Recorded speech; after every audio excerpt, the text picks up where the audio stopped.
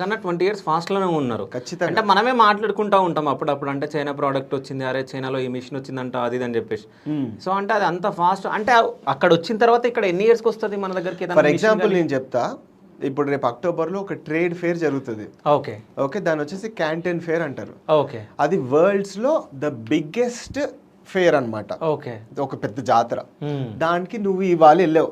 హ్మ్. ఇవాళ వెళ్ళి ఒక ప్రోడక్ట్ చూసారు, ఈ ప్రోడక్ట్ బాగుంది అని చెప్పేసి అనుకున్నావు కదా. నువ్వు ఇండియా వచ్చాక ఆ ప్రోడక్ట్ నీకు ఇండియాలో ఆల్మోస్ట్ 3 ఇయర్స్ తర్వాత నీకు కనిపిస్తుంది. Okay. As a common person 3 years తర్వాత ఆ ప్రోడక్ట్ నీకు షాప్లో కనిపిస్తుంది అనమాట. సో అంత ఎహెడ్ ఉంది, అంత ముందు కూడా మార్కెట్ చేస్తారు వాళ్ళు. అట్లా అంత లేటెస్ట్ డెవలప్మెంట్ ఇవన్నీ ఉంటాయి అనమాట. ఒక చిన్న ఎగ్జాంపుల్ చెప్తా.